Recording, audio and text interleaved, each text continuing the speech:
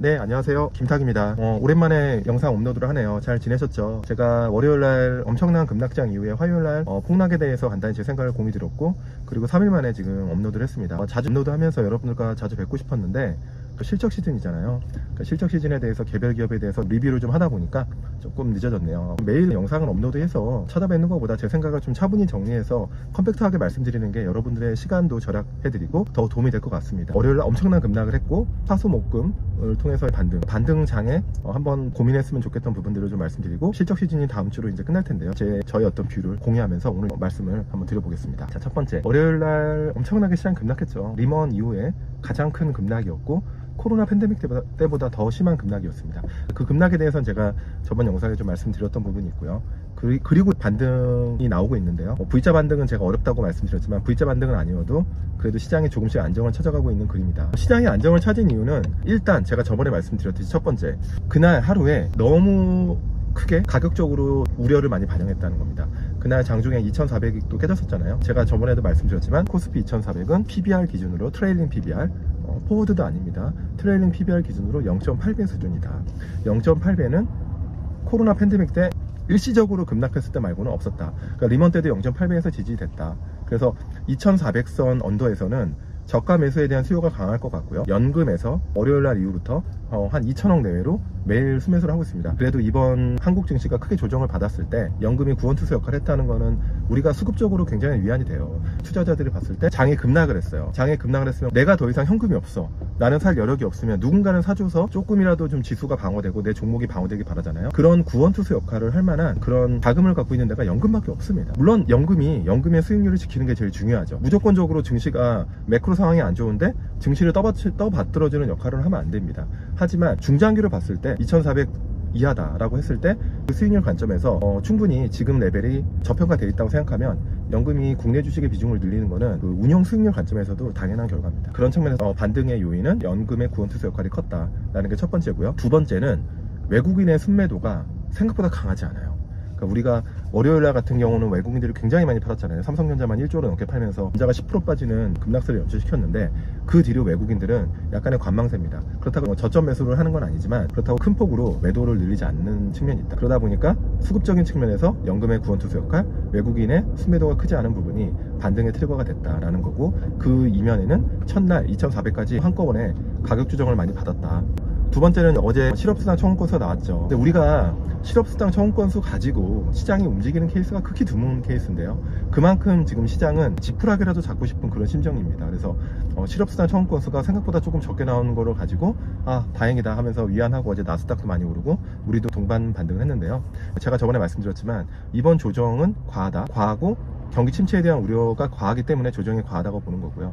그래서 그렇다면 뭐 지금 주식을 풀면서 하냐 이런 건 아니지만 어느 정도 지금은 현금화를 시키기에는 제가 볼 때 미리 7월달에 시키지 않았으면은 지금은 보수적으로 시장을 바라보는 건 장기 수익률 관점에서 도움이 되지 않는다는 말씀드리고, 여러분들이 만약에 100% 현금화를 시키잖아요. 그러면 이런 어제 같은 이런 지표 하나하나에 굉장히 또 포모를 느낄 수 있어요. 저점에서 다 털고 다시 재진입하기가 되게 쉽지 않습니다.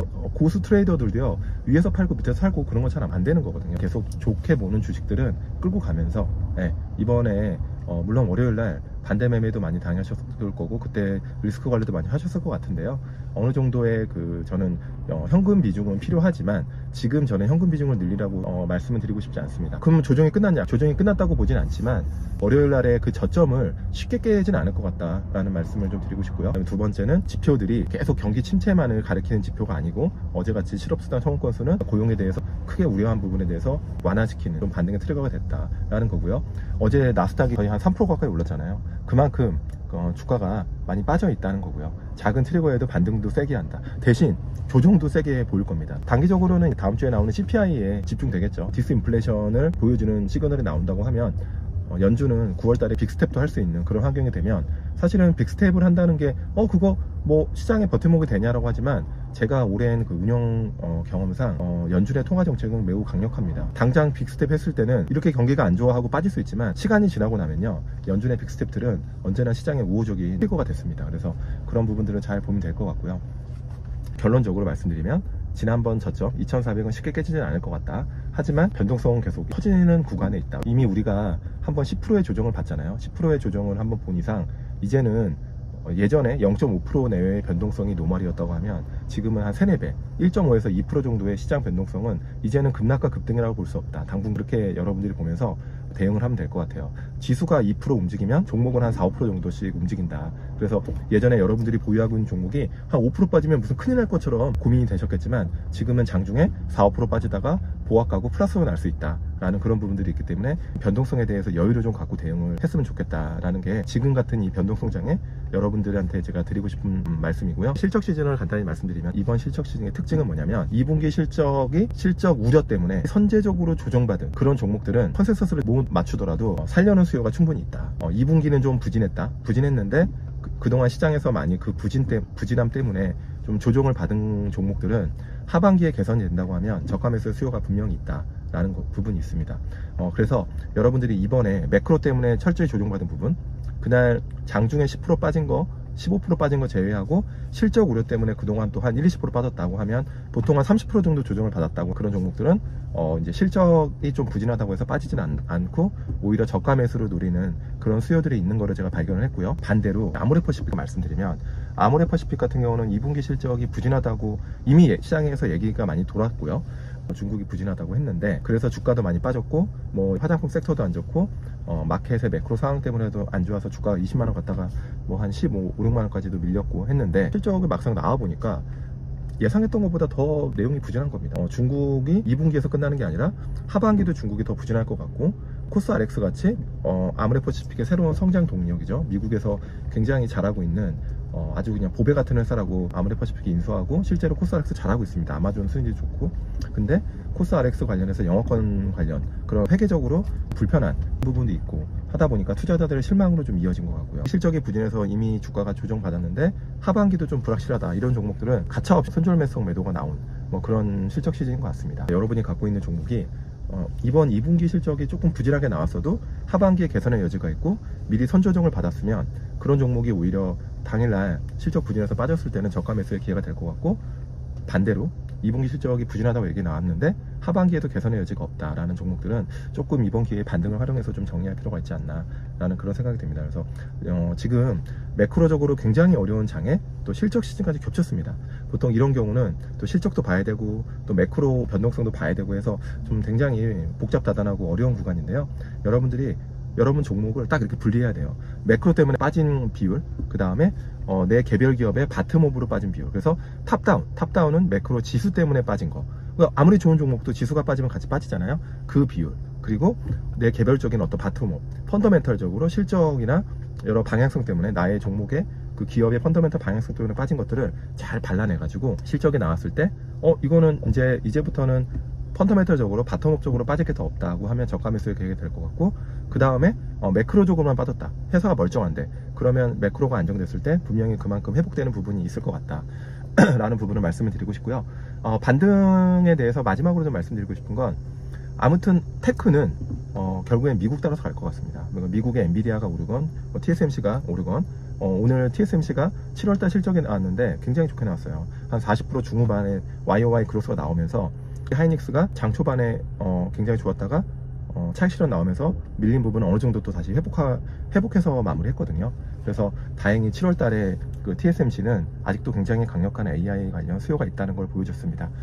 그러면서 TSMC가 오늘 테크의 나침반 역할을 했는데요. 결국에는 테크는 미국의 매크로 상황 따라갈 가능성이 높다. 반등할 때 먹기도 많이 먹겠지만 반대로 미국이 빠졌을 때는 같이 빠진다라는 측면에서 여러분들이 테크의 포지션들은 그런 부분을 많이 고려해서 결정하시면 될 것 같고 이번 반등은 첫날 그 월요일날 급락할 때는 모든 종목이 다 빠졌잖아요. 그동안 좋았던 조선방산 바이오도 이번에 반등할 때도 기존에 주도했던 조선방산 바이오가 많이 회복을 했습니다. 조정을 받았을 때 차기에 주도주나 반등을 주도할 만한 그런 종목들이 뭘지에 대한 고민이 굉장히 큰데요. 낙폭 과대가 반등한 게 아니라 7월 달에 좋았던 기존 주도주들이 좀 반등을 주도하고 있다는 점을 말씀드리고 싶고요. 그래서 간단하게 폭락 이후의 반등장에 대한 생각, 어닝 시즌에 대해서 제가 리뷰를 한번 했습니다. 저도 이제 아직 생각이 좀 정리가 100% 안 된 상태에서 이렇게 운전하면서 말씀드리다 보니까 조금 장황하게 말씀드렸는데 그래도 여러분들의 어떤 투자에 조금이라도 도움되길 바라면서요. 저도 뭐 터프하고 변동성에 노출되고 정신이 없는데요. 그리고 변동성 저도 거의 진짜 오랜만입니다. 10몇 년 만에 오랜만인데 사실 지나고 나면 이럴 때 항상 다 기회였죠. 단기적으로는 또 여기서 한 번 더 레벨 다운이 됐을 때 너무 힘들잖아요. 너무 힘들기 때문에 지금의 볼은 예전보다 3-4배가 크고, 그 다음에 실적 시즌은 대응할 때 제가 드린 말씀들을 좀 잘 생각하시면서 대응하면 그렇게 또 어렵지 않은 어닝 시즌을 보낼 수 있지 않을까라는 생각합니다. 지금은 너무 두려워하기보다는 차분하게 보면은 여러분들의 계좌에 도움이 된다라는 말씀을 드리고요. 그래요. 이런 조정은 통상적으로 올 수 있어요. 데일리로 이렇게 크게 움직였다는 거는 어느 부분에서는 분명히 균열이 있는 거고요. 그 블랙스완을 지금 알 수는 없습니다. 지금 할 수 없기 때문에 너무 그게 두려워서 모든 자산을 그냥 안전자산으로 바꿔놨을 때는 또 그만큼 기회비용도 있다. 그래서 지금은 균형 잡힌 시각으로 대응하시면은 뭐 올랐을 때도 어느 정도 포지션이 있고 내렸을 때도 심리적 버퍼가 있는 안전자산이 있다고 하면 잘 마무리할 수 있지 않을까라는 생각합니다. 여러분들 즐거운 주말 되시고요. 다음에 저는 더 좋은 영상으로 찾아뵙겠습니다. 내용이 좋으면 좋아요 한번 눌러주세요. 안녕.